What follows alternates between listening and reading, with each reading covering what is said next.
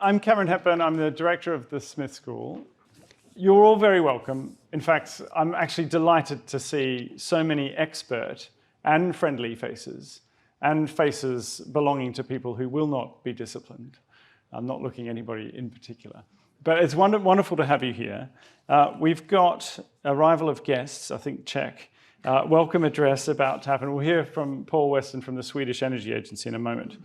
But I've got 10 minutes, now about 8 minutes, to just take you through briefly what we've done here. The report actually, because of various press sort of considerations that are above my pay grade, is being released, I think, on Thursday at the moment. You know, they judge the right moment for these things. But we've had fantastic input from a steering committee of the great and the good. We'll hear from Mariana and Jo, among other experts, shortly. And we've also had super input from Nick Godfrey and the Council of Finance Ministers on Climate Change, Nick Stern. They've got a very important report coming through in April. And a lot of great work from a team at Oxford led by Emma Walsh, with strong support from Sandra, who's here from the Swedish Energy Agency, and Paul Weston as well, and Dennis Pamelin, who among the three of them gave the impetus for the report. So I'm going to give you a kind of whistle-stop tour of the flavor of the report, because that's all I can do in such a short time. And then we'll move on to an excellent panel chaired by Pilita Clark from the FT. So where do we start? Well, we start in crisis, poly-crisis, perma-crisis, generally mess is where we are in this country, but also globally. It's not good for people out there. It's not pretty. If you're struggling to pay the energy bills, you're struggling to buy your food. And the inflation that we're seeing and the recession that we may or may not have this year is a consequence of these crises, the Russian invasion of Ukraine, the geopolitical tensions and decoupling. We've had COVID, as well as a bunch of other obviously natural extreme events. And what we're trying to say here is that the root causes of these acute and perma-crises that are giving rise to the symptoms that are leaving us in a mess are really underinvestment in our social capital, our ability to trust one another, to resolve our disputes, to trade effectively, and the depreciation of our natural capital. There's evidence that the destruction of the natural environment has increased the risk of pandemics. We all know about climate change. I know you do in this room, because you've been selected because you're expert. But the point is that the underinvestment of humanity in these capital stocks is driving what appear to be these random crises that's giving rise to the mess that we are in. And just to stick some numbers around that, we've obviously, you can see inflation here coming down, but it's still, it's still not in a good place. And trade openness is declining. Now, the point we're really trying to make in the report is that the source of these problems, the root cause of the problems, is also the source of the solutions. So and that's why you look for root causes, obviously. If you've underinvested in your natural and your social capital, then arguably the solution is to ask ourselves, how do we scale that back up again? And we know we're going to have to. And where's the good news? Well, the team at Oxford, the Smith School and the Institute for New Economic Thinking offered some very good news just a little while ago. It was a very long and detailed piece of work looking at the savings of investing in cleaner technologies. This is just the energy system.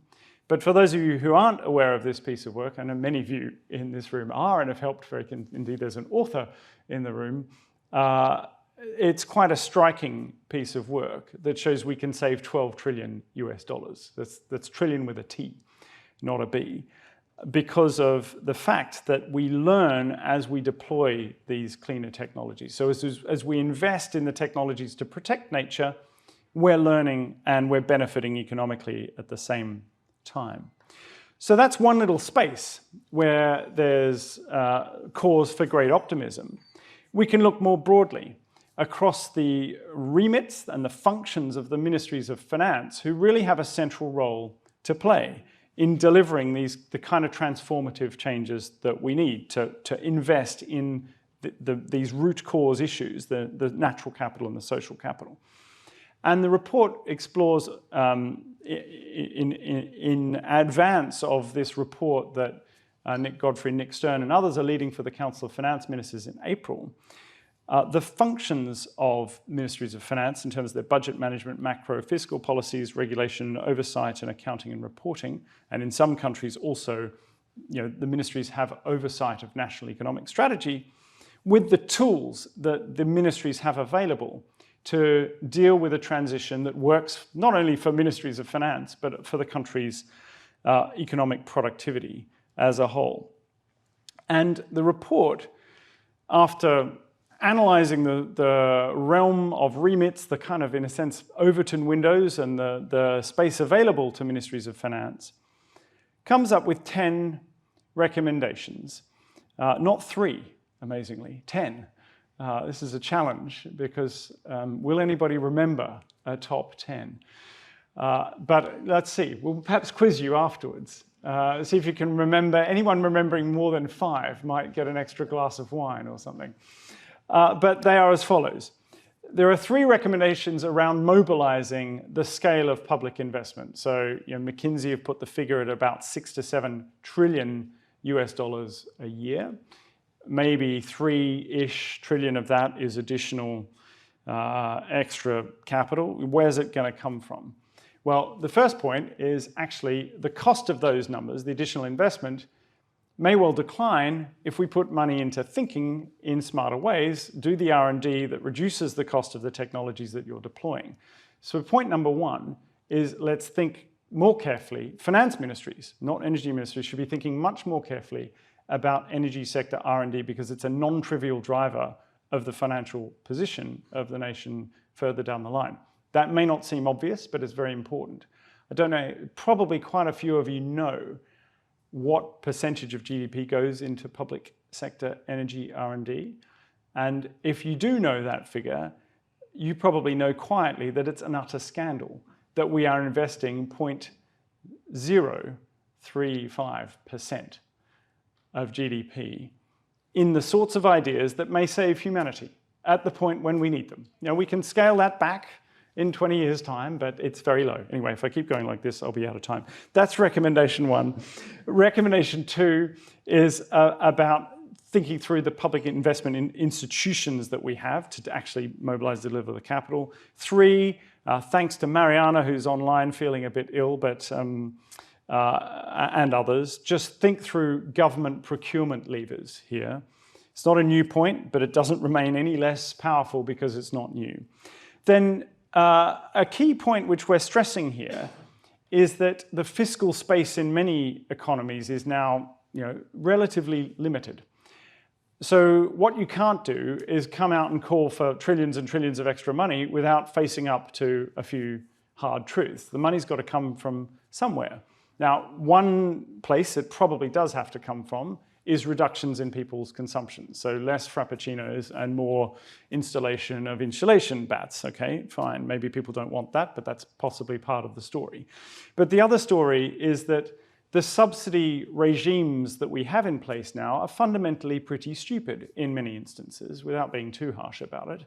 And we can reorganize the way the subsidy pots are allocated and think through taxation as well to create more of the fiscal space required for these trillions of investment. As well as we look forwards, and you can see here there are 3 phases here of the transition: emerging, scaling, and system reconfiguration. As we move further into the transition, the tax base of Ministry of Finance is going to change. There's starting to be quite a lot of worry about this in some places. Like, where are we going to get our taxes from when fossil fuels decline? A lot of the taxes are on fossil fuels. Well, fear not, Ministries of Finance, because if you keep consumer prices the same, and if the producer price of energy falls, which it will do because clean energy is cheaper, then the scope for taxation actually rises, right? It's not a hugely complex point, but I'm not sure that it's been... Are you chuckling because it is complex or because you've got it? No, okay, great, you've got it.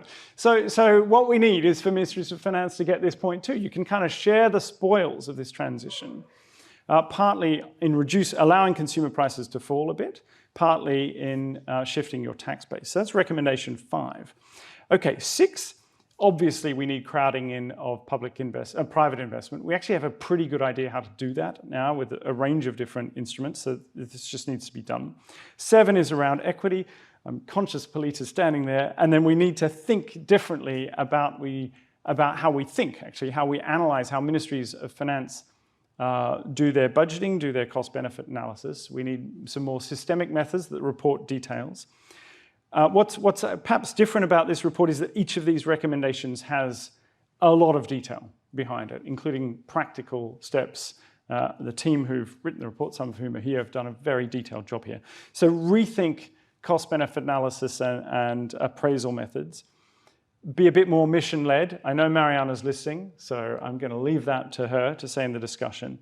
And there's an awful lot of gains from coordination and collaboration, both internationally and domestically, between different ministries. So that's it from me. I'm 2 minutes late. That's not too bad. I'd like to welcome Paul Weston to the stage from the Swedish Energy Agency. They've been magnificent partners, and I wanted to give him the chance to give us a few brief words.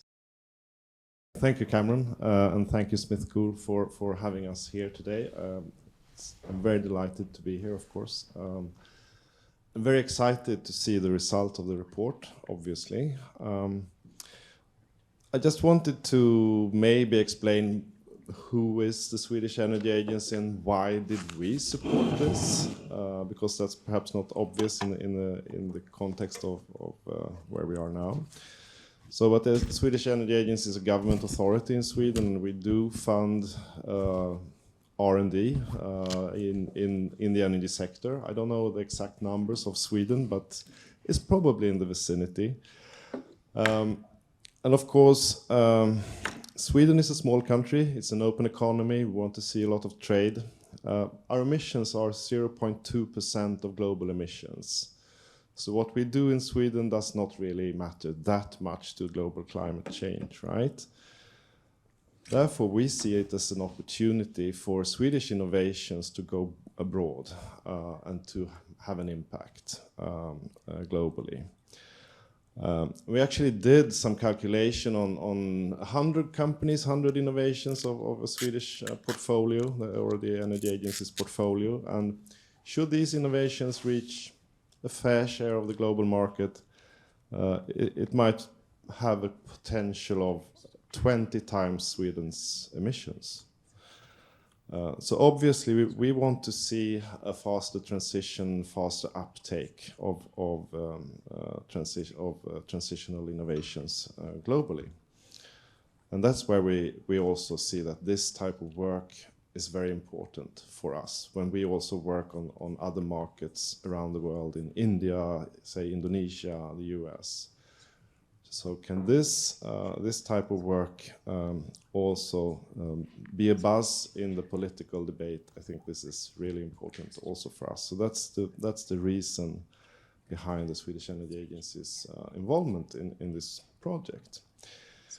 I also would like to thank Emma Walsh, that we have had the most discussions with during this project. And now I'm looking forward very much to listening to the very interesting discussion. Thank you.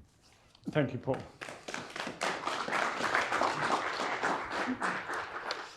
Super. So, with no further ado, I'd like to invite Pilita Clark from the Financial Times. We also have with us online Mariana Mazzucato.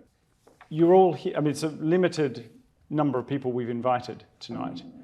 You're all invited because you all know a lot. Jeremy and team and Simon's just released a great report on breakthrough innovations at Davos. Mattia Romani, Nick Stern, and Nick Godfrey, and co on. Anyway, so I won't list you all, but do engage. Pilita, the floor is yours. Thank you so much, Cameron. And hello, everyone. It's a pleasure to be here to talk about a report that could hardly be more timely. We just have just under an hour, I think, to dig into exactly what finance ministers should and could be doing, with a panel that could hardly be more expert. There will be time for audience questions afterwards, and I just am asked to remind you that we will be recording this. So let me introduce our panellists. We're lucky to have some contributors to the report. Professor Jo Stiglitz of Columbia University is one of the world's most influential economists. He won the Nobel Prize in Economics in 2001. He was formerly the chief economist of the World Bank and chair of the President's Council of Economic Advisors in the Clinton administration. He is known for his work on information asymmetry, risk aversion and monopolistic competition, but he's also worked extensively on climate change, which he has called our third world war. Professor Mariana Mazzucato of University College London is another of the world's foremost economists. She's renowned for her work on the role of governments, not just the private sector, and the roles that they've played in spurring innovation. And she's written a number of highly acclaimed books. She advises political leaders around the world on a raft of issues, including climate change, which is, she says, a problem that requires the state to be radically reformed and rearmed. Chris Skidmore, bottom left of the screen, is a Conservative MP who's held a string of senior positions in government since he was elected in 2010. In 2019, as Energy Minister, he was responsible for signing the UK's 2050 net zero commitment into law, and his name has, of course, been impossible to miss this month thanks to the much anticipated publication of the independent net zero review that he's been chairing since last year. Rushanara Ali is a Labour MP who's also been in Parliament since 2010. She was immediately put onto the front bench and later served on the Energy and Climate Change Select Committee, where she's worked on inquiries including investor confidence in the UK energy sector. She's currently a member of the Treasury Select Committee, which makes her extremely well placed for tonight's discussion. Creon Butler, to my right, he leads the Global Economy and Finance Program at Chatham House, where he's written on a range of economic policy issues, including the interaction of macroeconomic policy and climate change. Creon previously served in the UK Cabinet Office, was Britain's Deputy High Commissioner in New Delhi, and held senior positions in the Treasury and the Bank of England. And finally, Jo Tyndall is the director of the OECD's Environment Directorate, where she oversees the implementation of its work on the circular economy, green growth and climate change. Jo was previously New Zealand's High Commissioner to Singapore and also its climate change ambassador, a position that led her to be deeply involved in the negotiations that led to the Paris Agreement. So let's look at where we are now. Professor Stiglitz, I wonder if you can just outline for us the extent to which you think that finance ministries view the energy transition as a 21st century global growth story. I hope they're increasingly beginning to understand the importance of climate change. As the report emphasizes, it's going to be presenting some budgetary challenges, but and particularly in the aftermath of COVID-19, where government's budgets got badly distorted, lots of spending and less revenue. There are concerns in some places that we need a dose of austerity to get back on track. I think that's absolutely wrong, and it's particularly wrong when it comes to addressing the issues of climate change. It's wrong because we, as Cameron pointed out, actually addressing climate change will be a bonanza for the economy. It will help promote economic growth. When the economy grows, there's a growth in revenues in one way or another. So in many ways, this particular moment is one where we shouldn't shrink into austerity, but we should actually seize the moment. It also particularly comes at a right time, I think, because some of the innovations that have gotten a lot of attention, AI, robotization, threaten full employment. And the political problems that we're having all over the West with polarization will be exacerbated if we don't create jobs as we go along. The green transition is a way of doing that. And finally, let me say, just before the pandemic, many people were talking about things like secular stagnation. Before the 2008 crisis, Ben Bernanke talked about a savings glut. It's an irony that we have a world where we're worried about excess savings, a world in which we have unemployment. Finance ministries, one of their responsibilities is to make sure that the economy is functioning well and all the resources are being deployed. And one real opportunity we have right now is to use the green transition as a way to get our economy back on track. And I think it will be, as you put it, the growth story of the coming decades. Okay, well, some very good points there. Professor Mazzucato, from where you sit, do you think that finance ministries in general are starting to see the light here, or do you think they're really still stuck in their ways in a sense and expecting that at the end of this series of crisis, they'll be able to go back to the way everything was in 2019? So thank you. Big apologies, I can't be there. I think it depends. I mean, first of all, we should remember the world is different, right? There's all sorts of finance ministries. I was very interested when the finance minister of France put strong conditions attached to the COVID bailout loans given to both Renault and Air France. It was conditional on those companies actually committing to lowering their carbon emissions over the next 5 years. So the condition was a climate-related one during an urgent moment where they needed money right away due to the lockdown. They got the money right away, so there was no delay, but it was a deal. It was a good deal. It was a symbiotic deal. In the UK, we gave 600 million to EasyJet, no conditions attached. So there's different ways in which finance ministries have been putting climate and sustainability at the center of how they view the direction of the economy. I think there's kind of three big points I'd make is that to do that properly, we need to stop talking about fixing market failures. Anytime we talk about the direction of an economy to produce more inclusive, sustainable growth, for example, that's about shaping and co-creating an economy.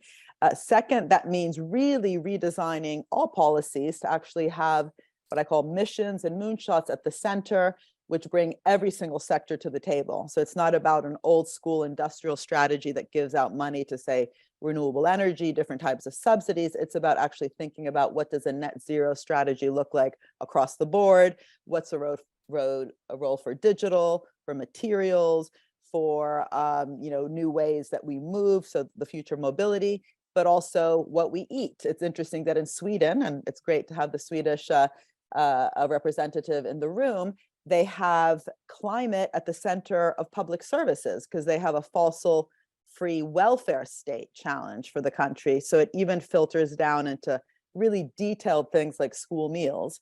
School meals in Sweden have to be healthy, tasty, not just IKEA meatballs, and sustainable. And so, how cool is that? That's something as simple as what we eat at lunch. And we all remember how during school we all couldn't wait for lunch, has to be sustainable, healthy, and tasty. So that's about kind of normalizing that urgency that we all have, as opposed to just seeing it as, a lot of money during an industrial strategy around, renewable energy and so on. And third, lastly, I would just say, in terms of that normalization, it means really embedding climate and sustainability strategies in every single lever that the government has. And I tend to obsess about one lever, actually many levers, but one in particular is procurement. How we actually purchase really, really matters. So green procurement for schools, for hospitals, for defense. In the US, I've been talking to the Secretary of Commerce to talk about, the CHIPS Act, which is a huge amount of money that's about to go to semiconductor firms. What does it mean to use green procurement there?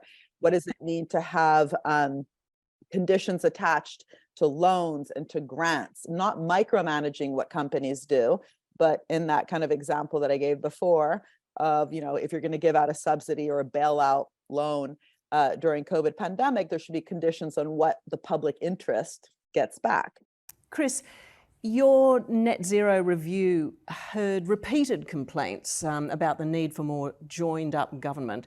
And it did make the point that the role of Treasury was going to be crucial. And amongst the 129 recommendations, you suggest that, which was, you tweeted about that actually, and I did see that indeed it was true.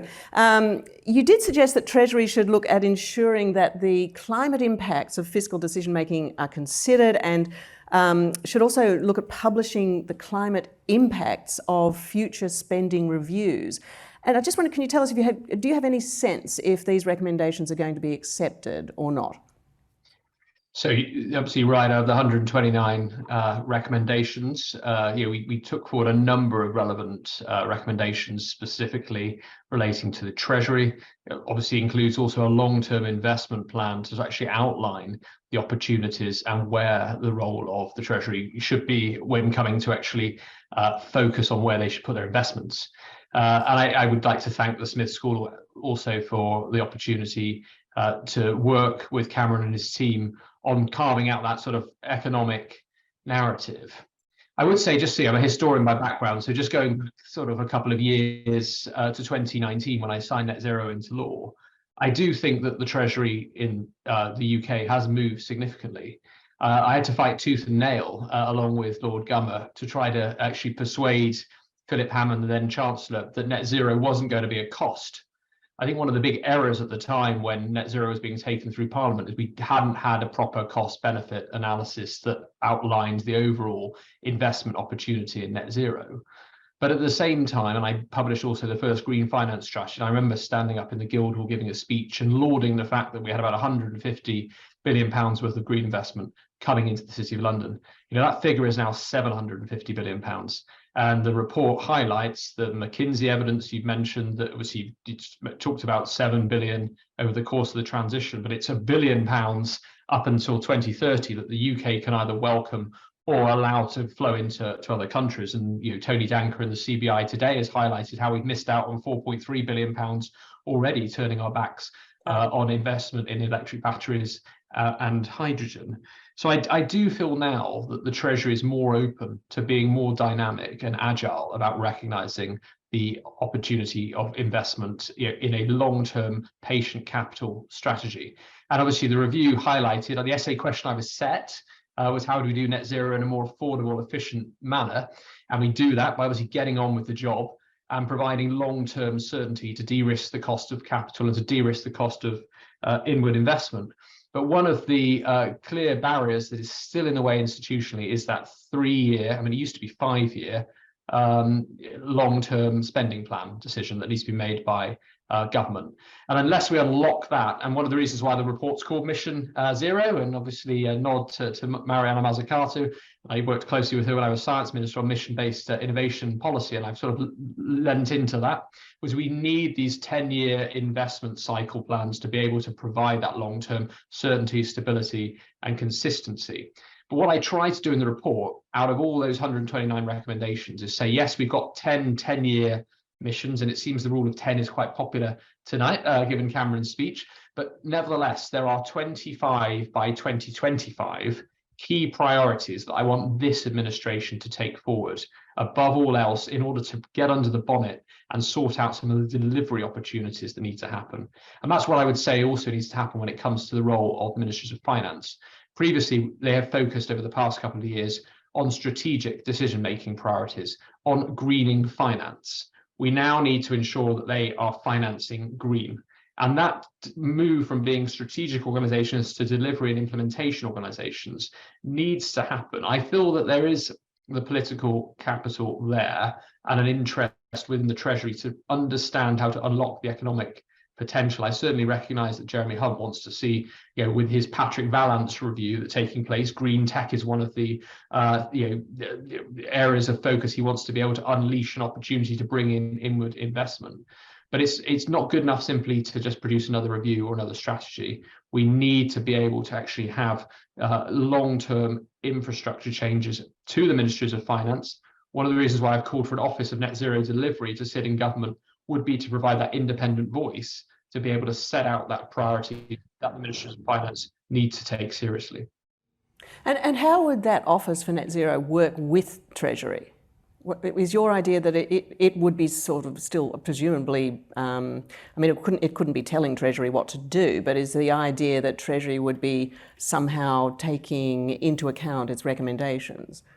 So I think where we are in terms of the decision-making curve, firstly, is when we looked at the evidence, is actually Whitehall and Westminster are behind the curve, not just internationally, but also across the country. There are organizations, businesses, companies, individuals willing to get on with the job, and they are being held back. They're being held back primarily also by some of the funding structures that are in place that are being delivered by the Treasury. Short-term pots of money that are competition-based instead of grant-based. We need to make this transition. We didn't necessarily have competitions running this because we need to do everything. And yet with that, the Office for Net Zero Delivery, I think, needs to not just focus on the Treasury, but also obviously on departments like DEFRA, which are really dragging their heels when it comes to actually delivering on an effective net zero strategy. I would view it as having an independence similar to the OBR. But with that sort of independence comes the need for additional data and official data to be published on the actual benefits of the net zero transition, that we should be publishing through the ONS. Official data that would help actually provide greater transparency and accountability that could hold departments' feet to the fire. Right.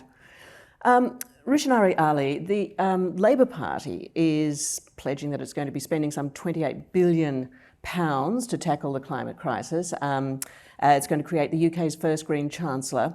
I just wonder, the sorts of ideas that are being promoted in this report tonight, Professor Mazzucato's ideas about mission-driven policy making, moonshots, and also the recommendations in Chris Skidmore's report, if by some chance they don't all get implemented by the current government, is Labour, should it win the next election, is it going to be able to, and does it want to, implement the sorts of ideas that we're hearing about tonight?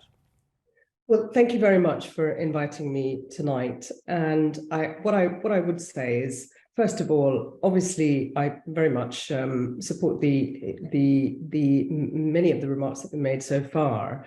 And what we're in the business of is making sure that the ideas that are needed to make sure that we can make that transition to net zero, as many of those as possible, are implemented in a future Labour government. I can't speak for my colleagues in the front bench, but I'm certainly interested in taking those ideas and making sure that they get a fair hearing.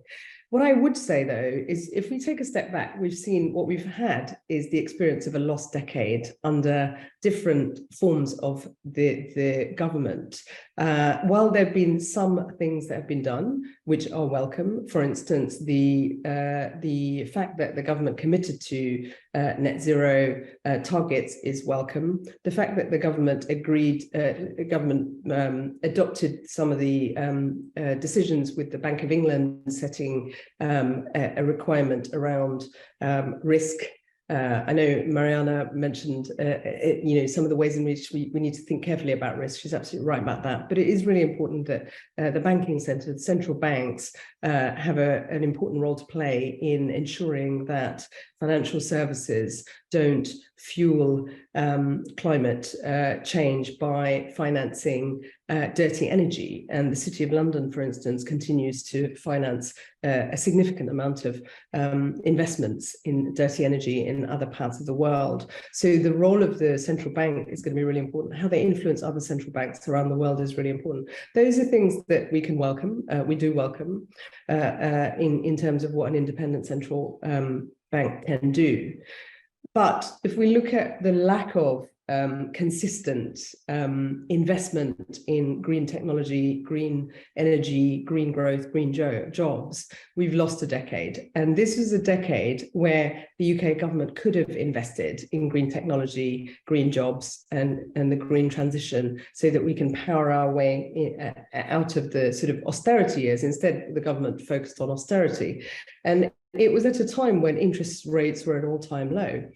So the context in which, and I very much hope Labour gets into power soon, the context in which a Labour government has to operate is much, much tougher. But that said, we still need to make sure that we take the actions that have been missing. So the sort of area, as you said, you've mentioned 28 billion of capital in the green economy for each year over this decade. We also want to see investment in homegrown forms of power, so that we can upgrade the energy efficiency of every home. We want to see a proper mechanism for supporting households to make the transition, making their homes more energy efficient. Now, if we had done that over the last decade consistently, instead of the chopping and changing approach, for instance, in 2015, the Cameron government decided to get rid of many of the subsidies that companies were receiving in order to make to create more energy efficient sources of energy. Then we may have got a lot further in terms of entering into the recent energy crisis, with homes being better insulated, more financially, more energy efficient. Now, that is water under the bridge, unfortunately, but it means that we are behind the curve. So while there are good commitments that the government has made, there hasn't been the right actions to ensure that we meet the targets that are needed. And there are a lot of experts here who will know this better than me. So we've got a long way to go. And I just want to finish on a final point, which is about our role and our impacts on the rest of the world, as well as the need for a just transition. This affects my constituents, where we've got extreme poverty, high levels of poverty. So what we need to do is make sure that transition happens in a way that means that those with the broadest shoulders can support the pathway to net zero, both within our countries in terms of the inequalities and the energy inequalities that we now face, as well as in between the wealthy countries and some of the poorest, who are often not the net contributors, but the net the biggest sort of groups of countries that suffer the most because of the imbalances. So we need to make sure the international community and financing for green transitions are provided. So, for instance, the Green Climate Fund, the international community has committed to. It's taken a very long time to put the funding in place to support countries. And we've seen the spectre of how much damage that has done to economies such as that of Pakistan. Also in my country of origin, Bangladesh, where we saw very severe floods. Now, so quite often what we see is that many of these countries tend to face existential crises, are facing existential crises already in terms of the impacts on their economies. So much so that, some of them Pakistan has gone to the IMF for support already. And that's a really good point. It's a terrific point. Unfortunately, I think we probably might be unable to finish. Sorry, I missed that. Just wanted to say that our responsibilities as a Labour government is going to be about both in terms of what we do within our own country to ensure that we meet that transition, but what we do with other countries to ensure that we think globally about how we address these issues. Because if we don't, we're not going to be able to resolve the energy crisis or the climate crisis.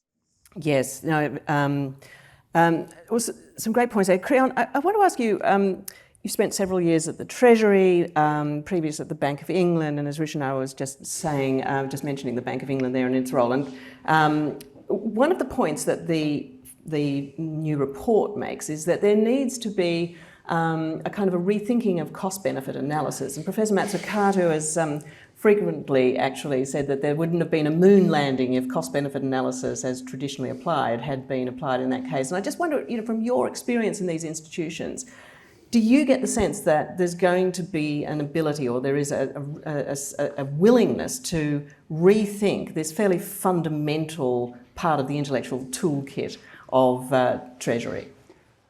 Well, I think the first thing I'd say when you look at a finance ministry, it's important to think about the officials on the one hand and politicians on another. So finance ministries combine both.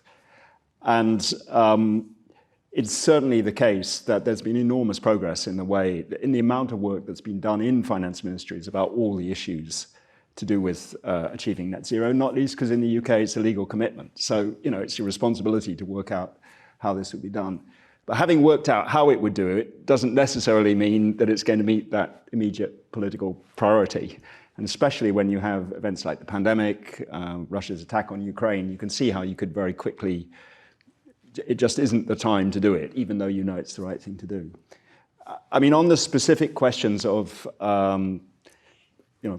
competition policy, cost-benefit analysis, I mean, it was one of the great achievements in the UK at the end of the 1990s to actually have a sort of independent regimes for competition policy. It was a very key part of driving growth and productivity. So you don't, in a sense, you don't want to put that away and forget about it. You want, in a sense, to bring in the kind of ideas that Professor Mazzucato has had alongside maintaining that regime. So I think there's an openness to doing that. I mean, I'm sure there is, and at some point, one can crystallize that into specific policies. But I do think it's important, that you're not kind of ruling out that regime. One other thing I'd just say in relation to this, this is an enormously complicated problem, and treasuries have enormous numbers of tools. So we've just talked about spending in terms of driving innovation. There's also spending, driving demand through subsidies. You've got tax expenditures, you can do tax incentives. You oversee the financial regulatory structure, which can determine the risk that the private sector is taking on. You've got the role that you play in debt management, how you insulate the country against various shocks. And you've got the whole international addenda, what do you do on terms of debt distress in Africa and things of that kind. So treasuries have an enormous range of things to look at.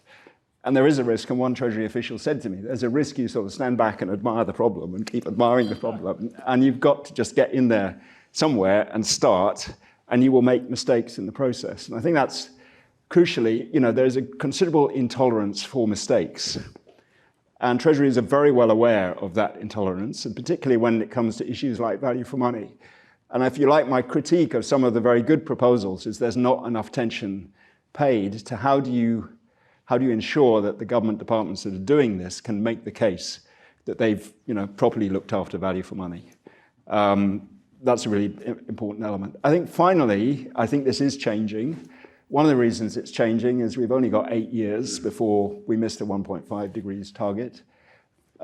There's a risk, I think, an increasing issue that is not just about this is our growth story of the future, it's how do we avoid the next crisis, which could well be a climate economic crisis, when a whole range of policy measures are introduced to deal with what is seen to be falling too far behind what is needed. And I think these factors will actually, in a sense, bring together, if you like, the political will together with the technical expertise, which in most cases I think is there. Yeah, that's really interesting. I mean, one big change that we've seen very recently is, of course, Jo, been the US Inflation Reduction Act. And then just last week we saw the EU's response to that. And I wonder if you think that this development or these developments, when you look around the OECD finance ministries, how much of an effect do you think that these two developments alone are going to have on their thinking about accelerating the energy transition?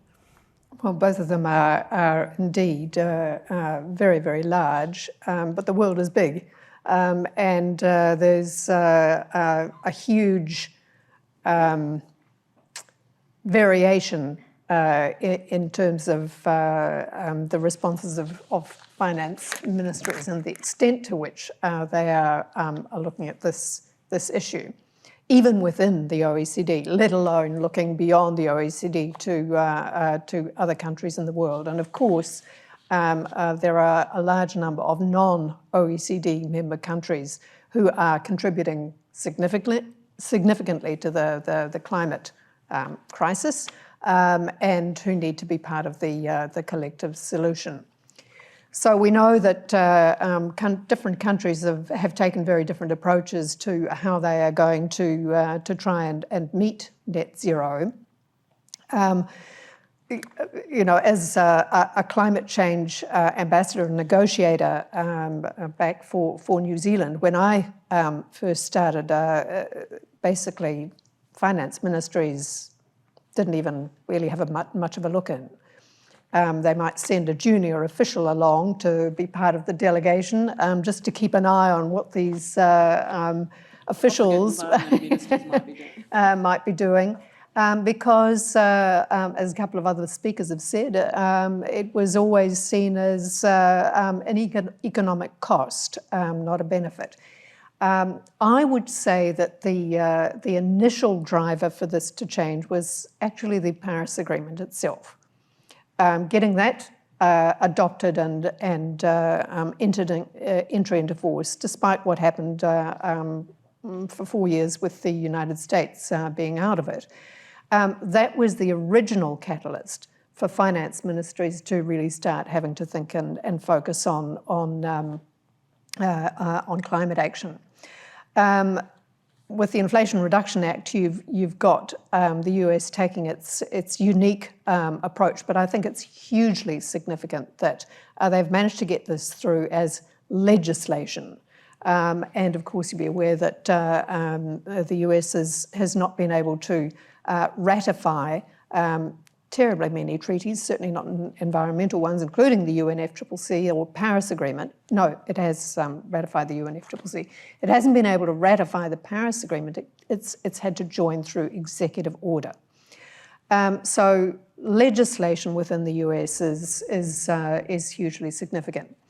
I think I was just going to point out that the Coalition for Finance Ministers for Climate Action, the CFCMA, MCA rather, now has more than 80 countries involved in it. It was set up in 2018, I think. Exactly. So I think that gives you a bit of a sense that that the world is slowly changing, but it's not changing fast enough. I also wanted to make the point that we're focusing a lot on net zero and on climate change, but we also have to bear in mind, having been in Montreal for the CBD COP at the end of last year, that biodiversity loss has to be factored into that picture as well. And we do need to increasingly ensure that finance ministries are focused on nature positive solutions. So the kinds of things that are recommendations from this report are absolutely on point. The sorts of things the OECD has been talking about to mainstream and avoid an approach that is purely based on market failure and on siloed approaches, whether that's to infrastructure or to the other policy levers, the many policy levers that finance ministries have, and to sort of rethink, use a more of a systems thinking approach. Rather than, because it is so damn complicated. And you do have so many levers and things that need to be aligned in order to get the kind of result that we want. Yeah, I mean, I did want to ask you about the Coalition of Finance Ministers for Climate Change and how many of the 80 that have signed up to this group, this very impressive group, do you think are going to be able or willing to implement the 10 recommendations of this report? I mean, some of them clearly are on the way already, but when you look at all of them, and Creon, I wonder what either of you think is likely there. Well, I mean, I think the coalition, to be fair, is designed as a body for sharing best practice among finance ministries. So, at least as my understanding, this is not a kind of commitment device. I mean, this is a place where you generate really valuable research. Finance ministers can draw on that, they can commission that, ask questions about it, but it's not a place that you're going to get a sort of 80 countries agreeing to do X. I think if the best you will probably get is a kind of, here are a series of options from which you can choose, and a lot of them choose from different options. I mean, that's just the nature of the coalition. I mean, if you're looking for commitment devices, I mean, frankly, you need to look to the G7 and the G20, which is difficult, certainly in the G20 at the moment, but the G7 potentially. And I would say there's nothing wrong with coalitions and forums for dialogue. I mean, from the OECD's point of view, it's a technique I think we use quite often.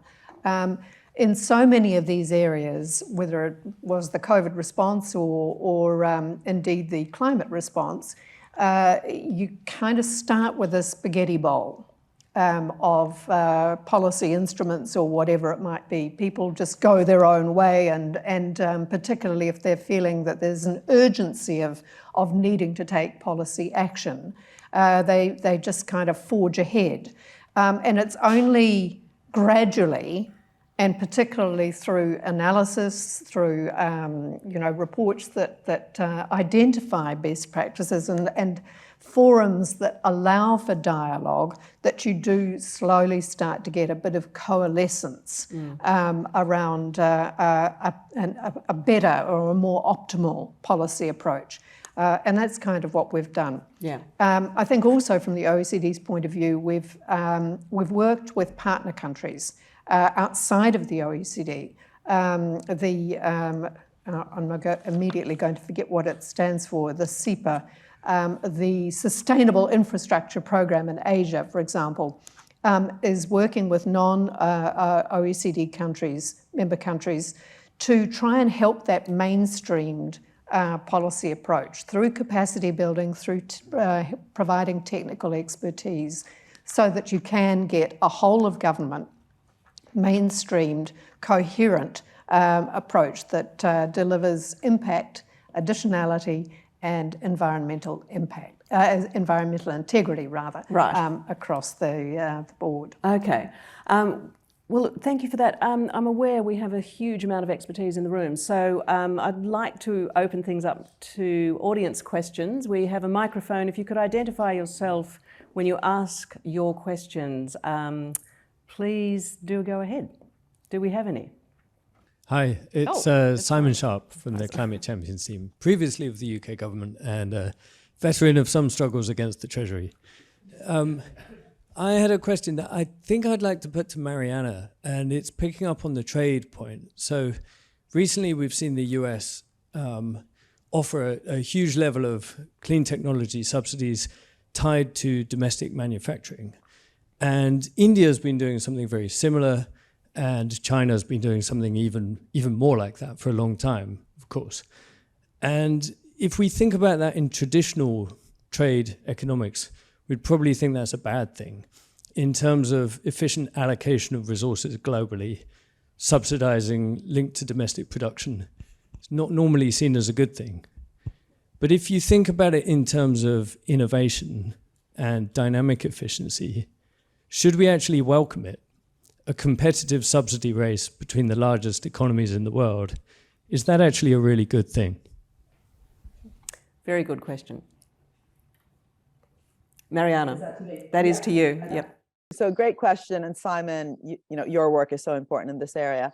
So as we know in trade, we've assumed, at least in the textbooks, that it's about comparative advantage. And what you just described is about absolute advantage, which interestingly, Adam Smith actually wrote a lot about. He's one of the most misunderstood economists ever, you know, talked about in terms of the free market. What he actually meant, by the way, in terms of free market, was free from rent. It was never free from the state. And it's actually what we've learned over time is exactly what you've said, that through, I would just qualify, smart, strategic, mission-oriented state investments, we can actually build that absolute advantage. But this is precisely where the design of policy matters. So just kind of throwing public money to support through subsidies, guarantees, or even direct investment specific sectors, that does actually open up the problem of kind of picking winners. So by the time you've supported a sector, the conditions maybe have moved on, or there's not necessarily the right expertise within government.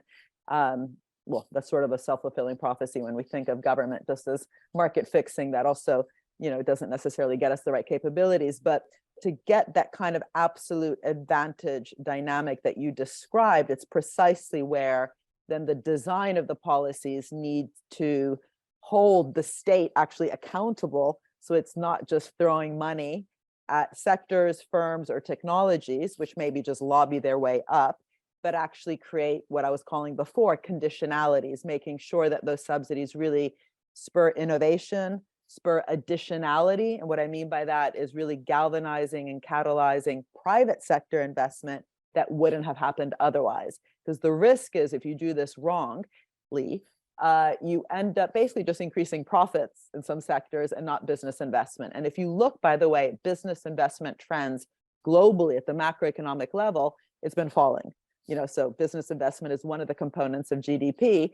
And the problem, of course, as you know, is, you know, financialization. So a lot of the profits being generated being used for things like share buybacks. Pfizer and Exxon are two of the biggest share buybackers in the world. So any sort of public subsidy of the kind you talked about really need to be measured against whether they have been catalyzed that business investment that wouldn't have happened otherwise. And that's why we need good metrics that go beyond cost benefit in terms of dynamic spillovers, but also metrics that really make sure we understand when business investment is happening, because that's then what gets us the multiplier effect.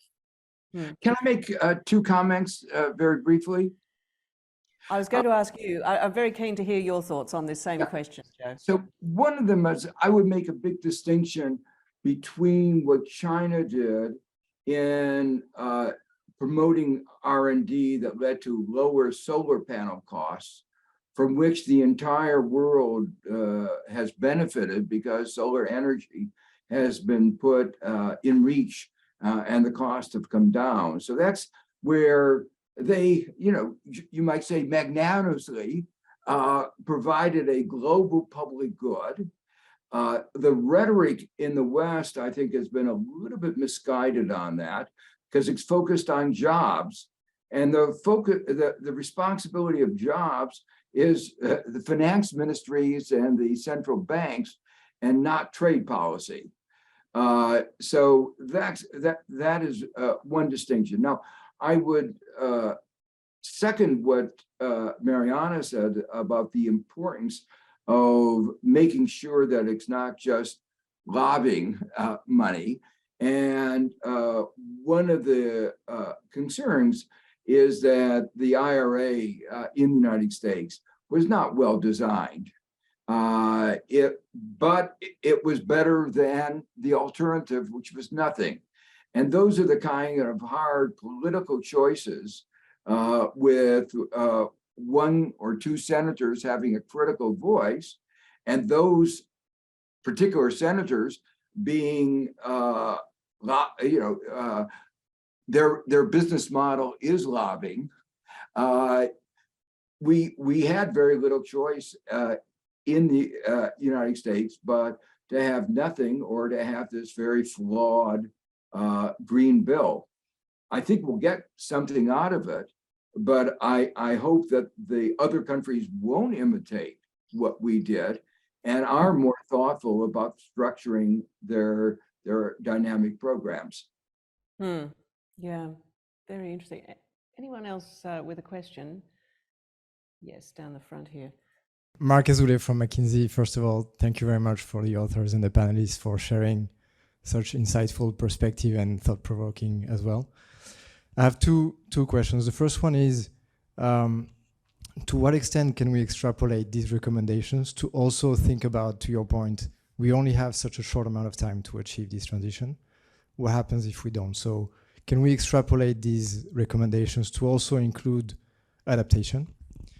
And the second question is, when we think about all these technologies that need to happen, one of the barriers is actually most of them are still out of the money, to the point about cost and benefit analysis. So I would love to hear your perspective on blended finance as a means to unlock the capital that is needed to be deployed.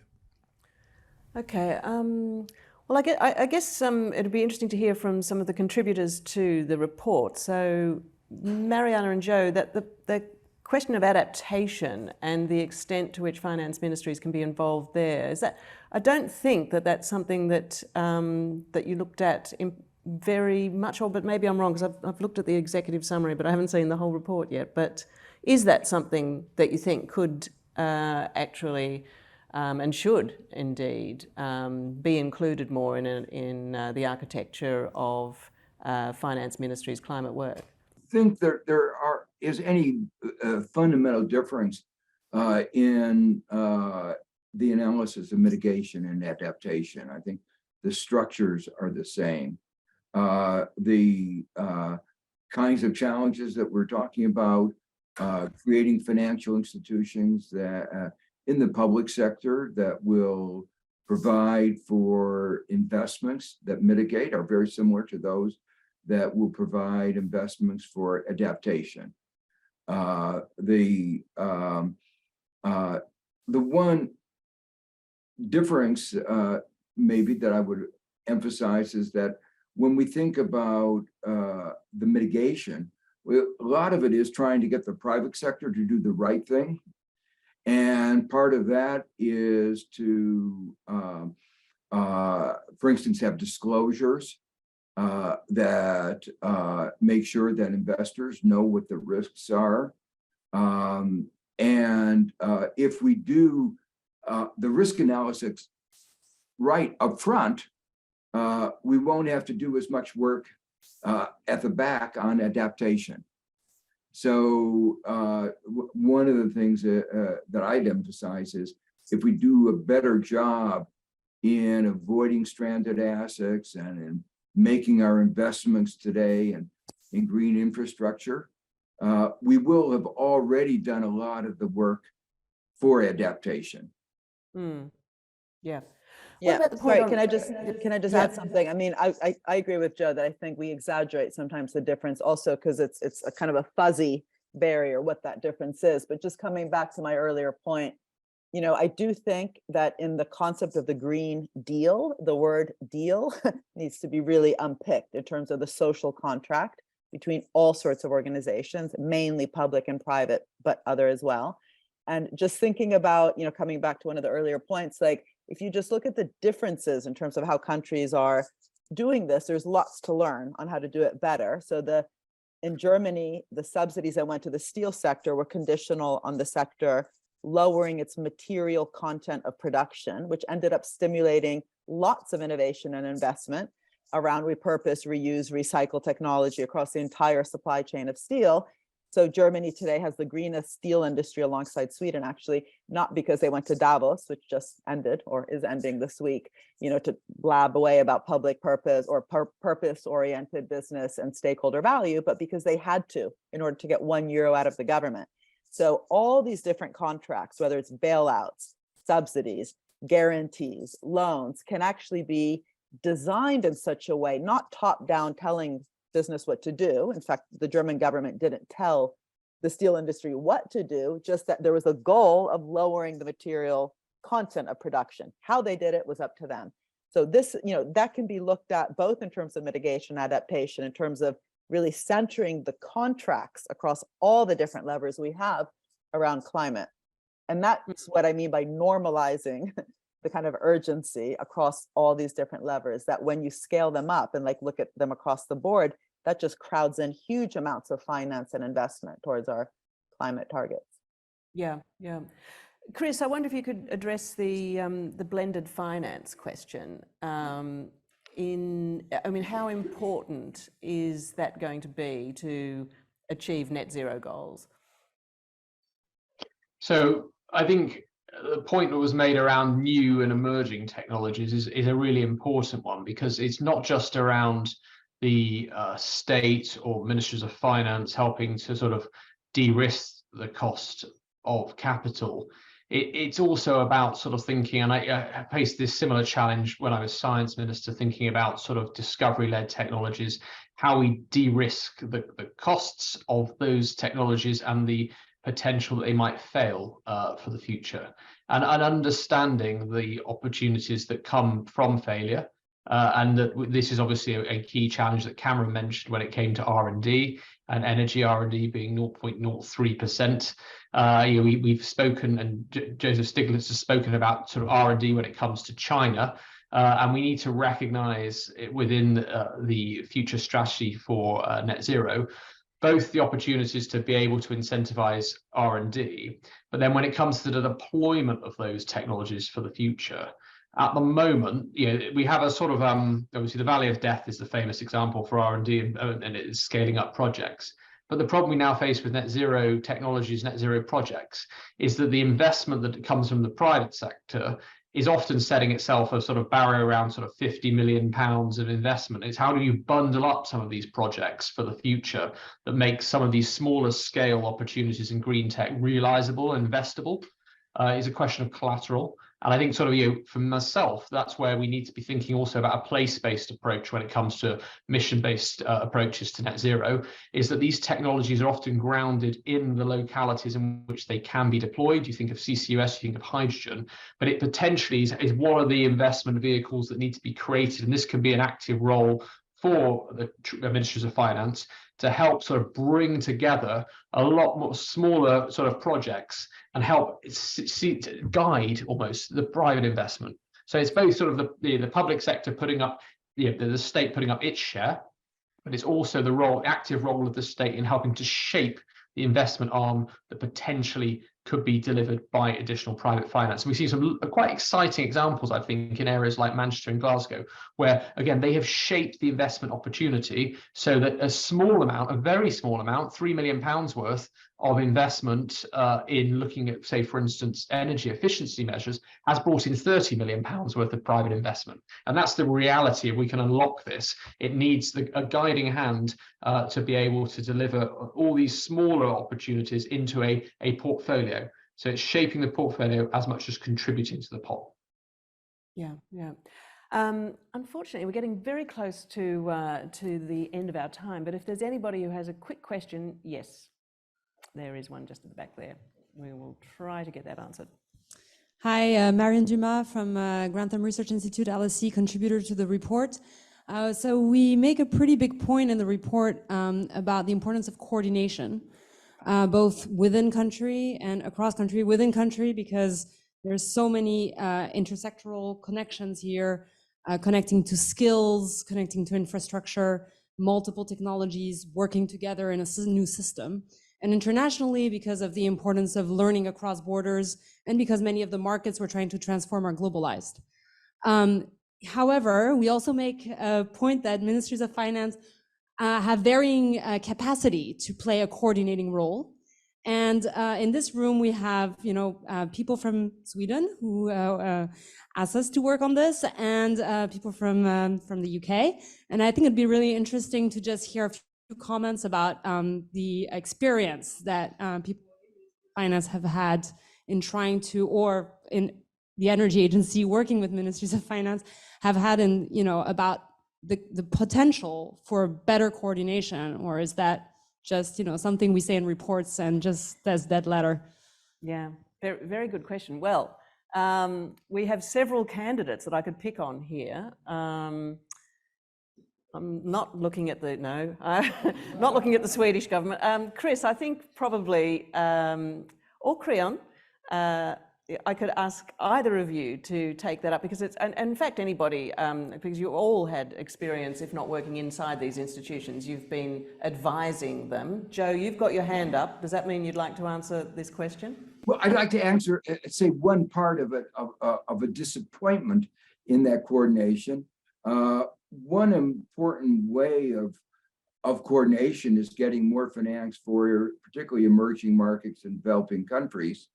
And one tool of doing that is the special drawing rights, an annual issuance of special drawing rights. And unfortunately, that hasn't happened. So if I think back about what are the tools that are available that could be used that would make the most difference, that would be one of them. Yeah. And the second point I'd make, which is related, which is many developing countries are going to be facing debt crises. When they face a debt crisis, they don't have money to spend on climate change. They're just trying to survive. And again, one of the things we emphasize is that if you're going to have money for climate change, you better think about this in a holistic way and make sure that we have an architecture for resolving debt crises in ways that leave them more money to spend on climate. Yeah, that's a very good point about SDRs, special drawing rights, which of course was a huge issue at Sharm el-Sheikh at the last COP. Mariana, I think you have been also working on this issue as well. I just wonder, that does seem to be one area where coordination between finance ministries, at least, there's a huge amount of talk about it, even though, as Jo's right, it hasn't actually happened yet. But do you think we're any closer? So I think we need, super leadership in this area, and I have the honor of working with the Prime Minister of Barbados, Mia Mottley. In fact, I'm going on Sunday for a week. I promise, for work to Barbados, not for. She talks about the double jeopardy. She says that on the one hand, the global South has been, I'm trying to say a polite word, messed about by the global North in terms of how industrialization happened, causing huge amounts of global warming, pollution, and so on in those areas, not because of how they developed, but because of the dysfunctional way in which we allowed development to happen. And the other bit of the double jeopardy is that the loans and the finance that has actually been created to so-called help the global South has often had conditions attached which reduce the fiscal capacity of these countries and indebted them too much. So really tackling these two sides of the same coin, releasing the finance, not getting so obsessed as both finance ministries, but also, the World Bank and so on have had in terms of, creating problematic finance with the wrong conditions attached, which reduce the fiscal capacity, but also really then once that capacity is created, to make sure that it really is structured in such a way to really tackle head on both mitigation and adaptation. And the loss and damage, kind of win from COP27, it was basically the only win, is an important first step, but it's still kind of reactive. So we really need a proactive market shaping role. And just lastly, there's also lessons in Europe. We don't have to look to the global South.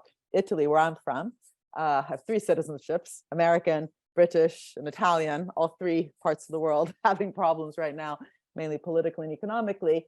Italy and basically all of Southern Europe, the so-called pigs, Goldman Sachs called us the pigs, Portugal, Italy, Greece, and Spain.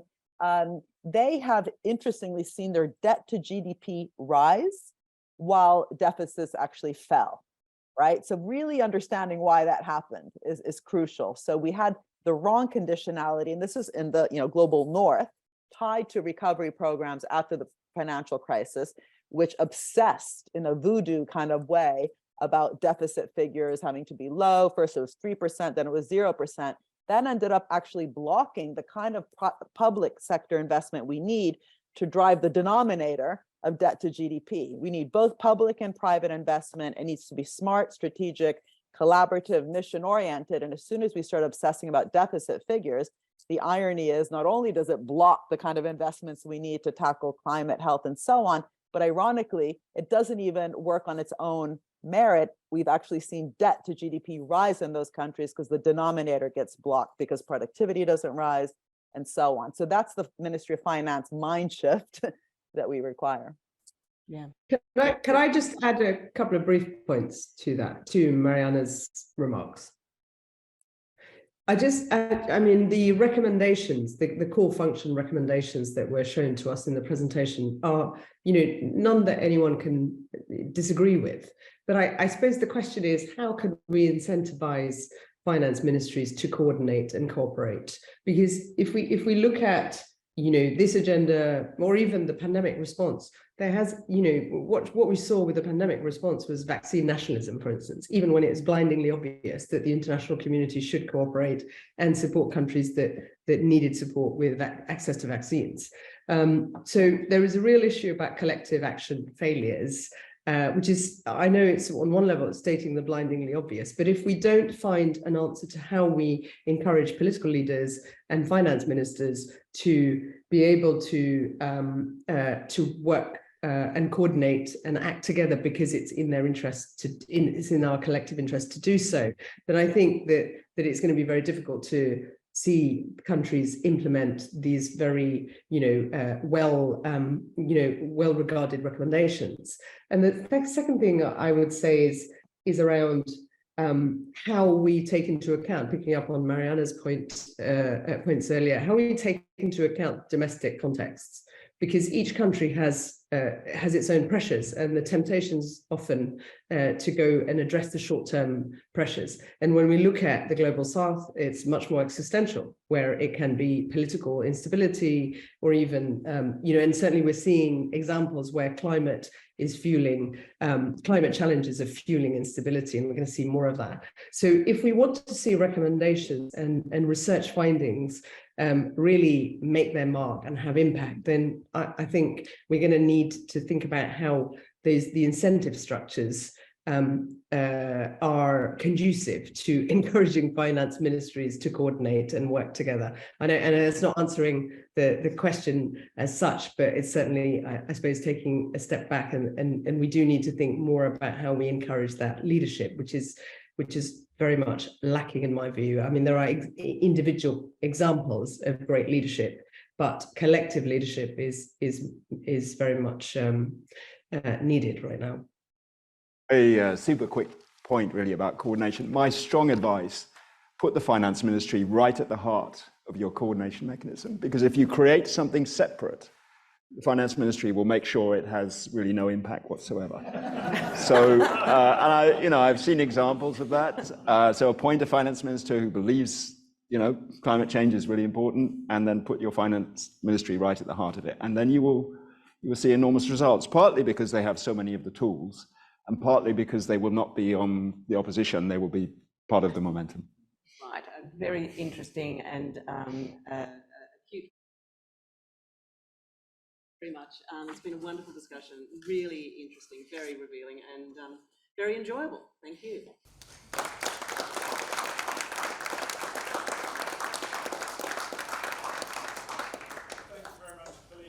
Never question your leadership or skills as a moderator. It was a lovely discussion. I could have sat here enjoying it for another hour, but as you say, time is up. I gather there's more drinks, possibly, Amy? Yeah, yep, there's big thumbs up and more nibbles. As I said, it's a very august room, so go and talk to those who you haven't met, say hello.